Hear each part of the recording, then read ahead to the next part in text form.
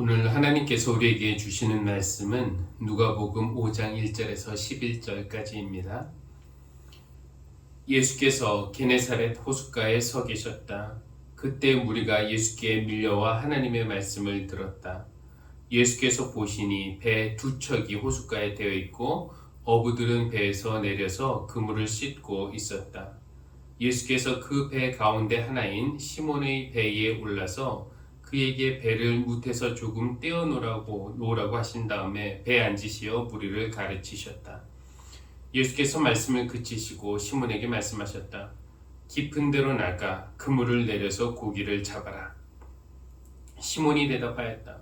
선생님, 우리가 밤새도록 애를 썼으나 아무것도 잡지 못했습니다. 그러나 선생님의 말씀을 따라 그물을 내리겠습니다. 그런 다음에 그대로 하니 많은 고깃대가 걸려들어서 그물이 찢어질 지경이 되었다. 그래서 그들은 다른 배에 있는 동료들에게 손짓하여 와서 자기들을 도와달라고 하였다.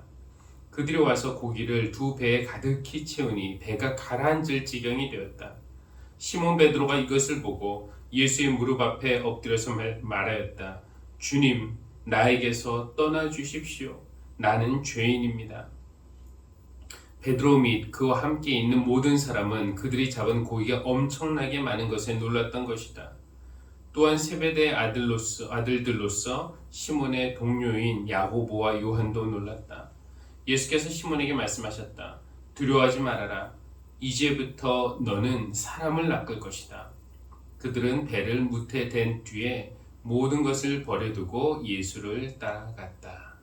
아멘. 기독교는 두 개의 짧은 문장으로 요약할 수 있다고 합니다.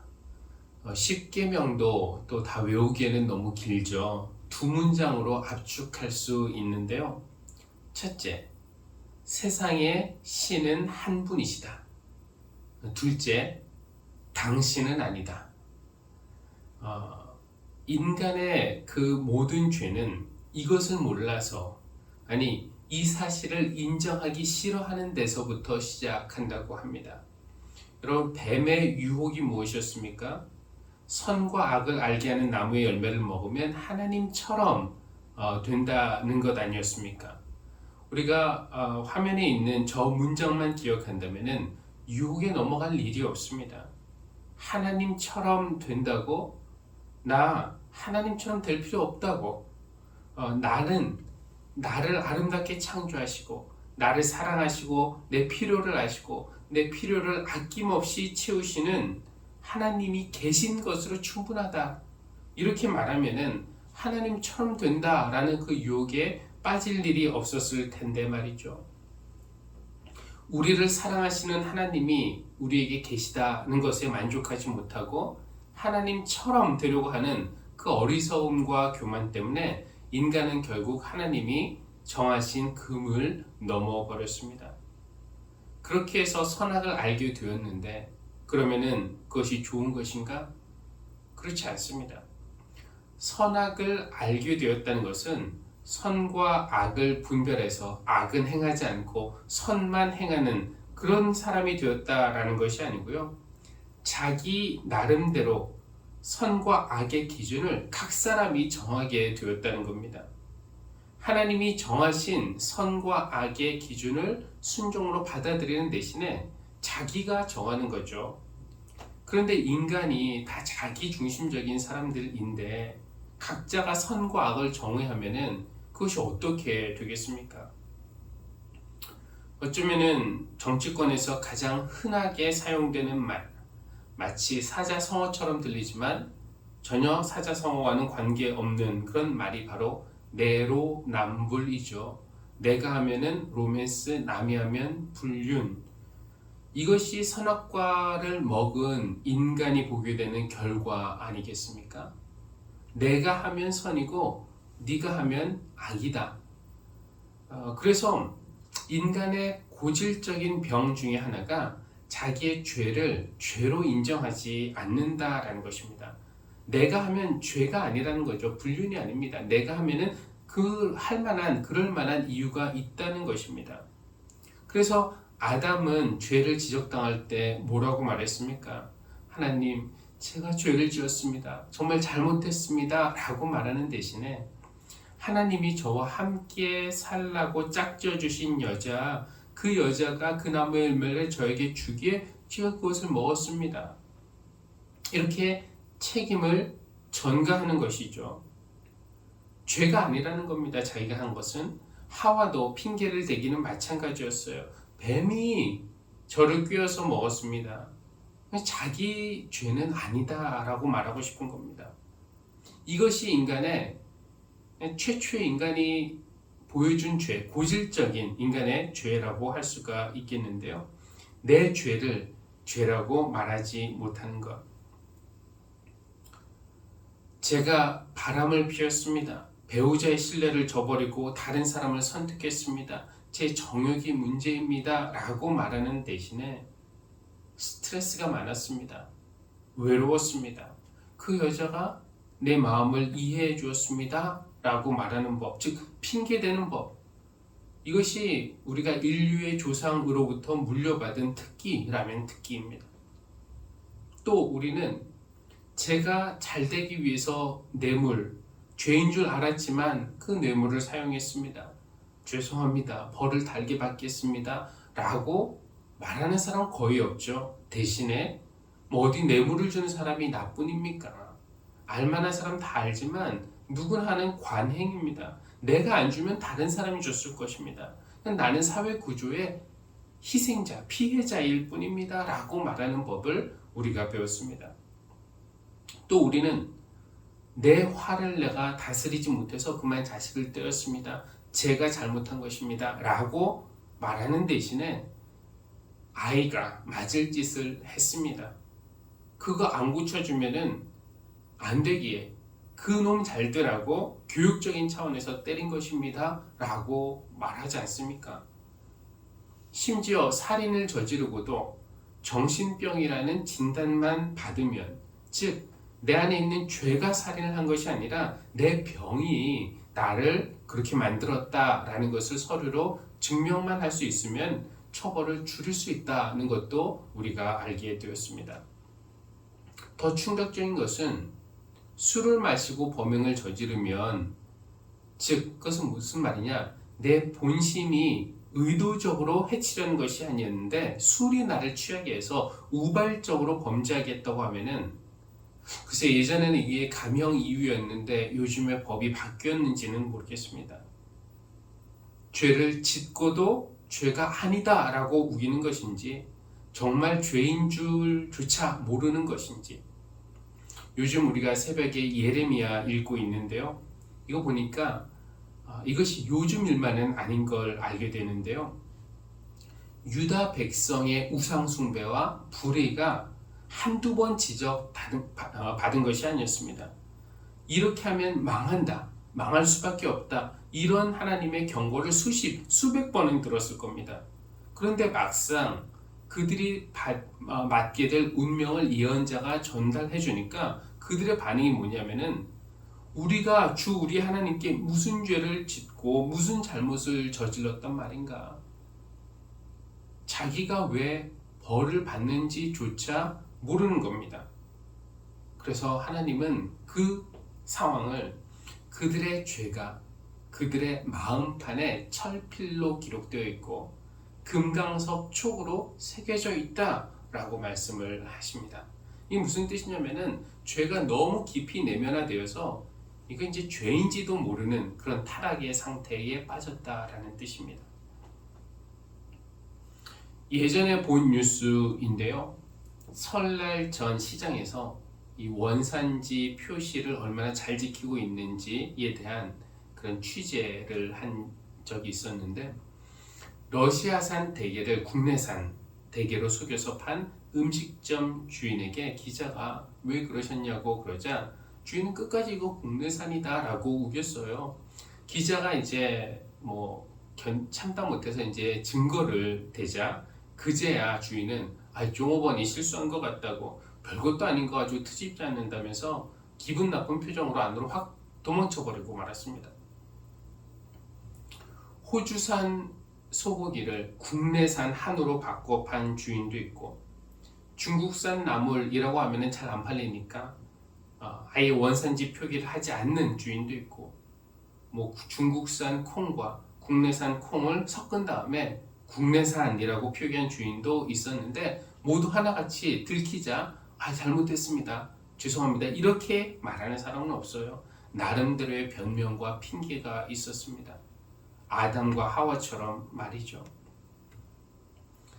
우리는 죄인인데 스스로 죄인이라고 말하기보다는 마음의 병에 걸린 사람, 상처 받은 사람, 사회의 희생양으로 말합니다. 그래서 우리의 잘못이 진짜 이게 우리 죄가 아니라 뭐 어쩔 수 없는 것으로 그렇게 설명하려고 합니다. 여러분, 인간은 죄인입니까? 이 목회를 하면서 사람들을 만나다 보면은요, 어떤 사람은 내가 죄인이라는 거 너무 쉽게 인정을 하지만, 또 어떤 이들은 전혀 거기에 설득이 되지 않는 사람도 있습니다. 왜 내가 죄인인가? 그런데 기독교의 수많은 그런 교리들 중에서도 가장 분명하고 가장 쉬운 것이 바로 인간이 죄인이라는 그런 교리라고 누가 설명을 하더라고요. 인간이 죄인이라는 것은 이건 누구나 알 수 있다는 거죠. 국사나 세계사 수업에서 이런 역사 시간에 60점 이상 받은 학생이라면은 누구나 인간이 죄인이라는 것을 인정하지 않을 수 없다는 겁니다. 인간의 역사 자체가 인간이 죄인임을 고발하기 때문인데요. 인간의 역사는 뭐 전쟁의 역사라는 거죠. 뺏고 빼앗기고 죽이고 복수하는 그 인류의 역사가 바로 죄로 엮어진 그런 역사 아니겠습니까? 근데 뭐 인간이 원래 다 그렇지, 서로 싸우고 죽이는 게 인간의 모습이지, 약자는 죽고 강자만 살아남는 거지, 이게 당연한 거 아닌가? 이렇게 우기면은 더 할 말은 없습니다만, 우리가 우리 모습을 다른 사람들과 비교하지 않고 우리를 창조하신 하나님의 의도를 생각해 본다면은 우리는 죄인이라고 말할 수밖에 없습니다. 다른 사람과 비교하는 것이 아니라 하나님 앞에 서면은 그분의 거룩함과 순결함에 대조되어서 우리의 죄가 더 분명하게 드러나는 것이죠. 사람들끼리 모여있을 때는, 즉 죄인들끼리만 있으면 내가 죄인인 거 잘 몰랐는데, 하나님과 함께 있으면 내가 죄인인 것이 드러난다는 것입니다. 오늘 우리가 읽은 이사야 본문에 이것이 잘 나타나 있는데요. 이사야가 성전에서 신비 중에 하나님을 보게 되는데요. 높이 들린 보좌에 주님이 앉아 계셨고, 그 옷자락이 성전을 가득 채운 것이 정말 웅장한 모습이었습니다. 그리고 그 보좌 주위에는 천사들이 있으면서 찬양을 부르는데요. 그 찬양 소리가 너무 아름답습니다. 거룩 거룩 거룩.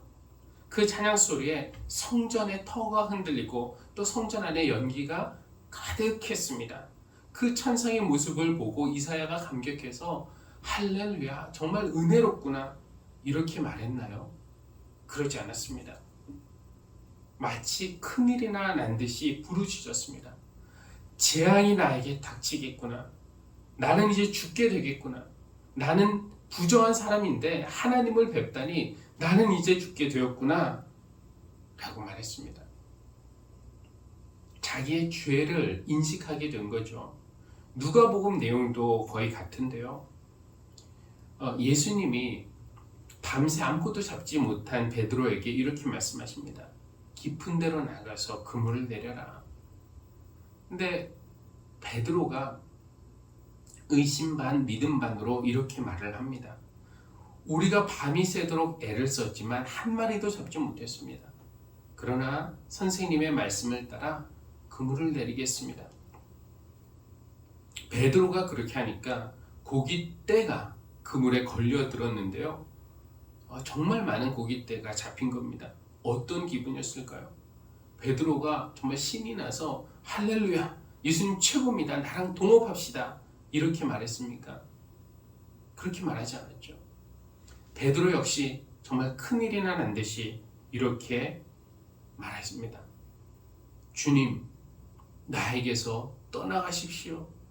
나는 죄인입니다.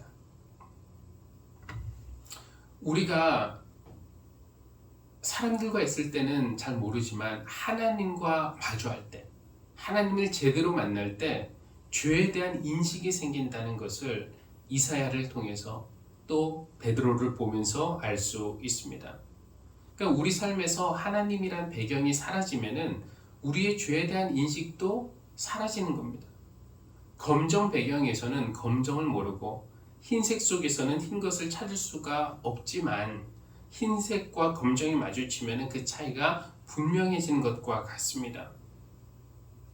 그런데 하나님 앞에 서면 우리의 죄가 너무 선명하게 드러나기 때문에 이건 받아들이기가 어렵죠. 그래서 우리가 베드로처럼 말합니다. 나에게서 떠나 주십시오. 나는 죄인입니다. 어쩌면 우리가 성경을 읽기 싫어하는 이유도 그 성경이 우리의 죄를 보여주기 때문일 것이고요.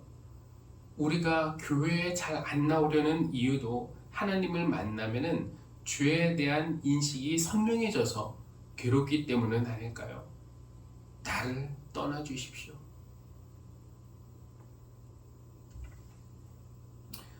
미국에서 있을 때 이 수감자들을 대상으로 사역을 하던 교종 선교 같은 거죠. 목사님을 알게 되었는데 이분이 들려주신 이야기가 인상적이었습니다. 그 목사님이 어느 교도소에서 파트타임으로 이제 사역을 하고 있을 때 한 수감자의 아버지로부터 감옥에 있는 아들 면회 좀 할 수 있게 해달라고 도와달라라는 그런 요청을 받게 되었습니다. 아니 아버지가 와서 면회 신청해서 면회하면 되는 것을 무슨 도움이 필요할까 알아보니까 아버지가 아무리 면회를 신청해도 이 아들이 면회를 거절한다는 겁니다. 그 아들의 사정을 좀 알아보니까 그 아들은 이제 조그마한 마을에서 은행에서 돈을 훔치다가 잡혀서 감옥에서 이제 몇 년 살게 된 것인데요. 그런데 아버지가 올 때마다 이 아들이 면회를 거절하는 이유를 알 수가 없었습니다. 가정에 불만이 있는 것인지, 사회에 불만이 있는 것인지, 아버지에게 화가 난 것인지, 자기 자신에게 화가 난 것인지, 말을 하지 않으니까, 이 상담 자체를 거부하니까 알 수가 없지만, 어쨌든 아들은 무언가에 잔뜩 화가 나 있는 그런 상태였고, 무척 괴로워하고 있는 그런 상태였습니다. 이 아버지는 매주 아들을 찾아왔습니다. 그런데 아들은 매주 이 아버지의 면회를 거절했습니다. 목사님은 이제 중간에서 설득을 해보려고 하죠. 아버지가 이렇게 멀리서 오셨는데 한번 만나보라고. 매주 이렇게 와서 기다리시는데 그냥 가시게 하면 되겠냐고 이렇게 설득해봤지만 소용이 없었어요. 그래도 아버지는 매주 금요일이 되면은 회사에서 조퇴를 하고 아들을 보기 위해 1시간 넘게 운전을 해서 면회를 신청했습니다. 한 주도 빠지지 않고 그렇게 했어요. 근데 몇 달이 지나자 중간에서 이 목사님이 좀 난처해지죠.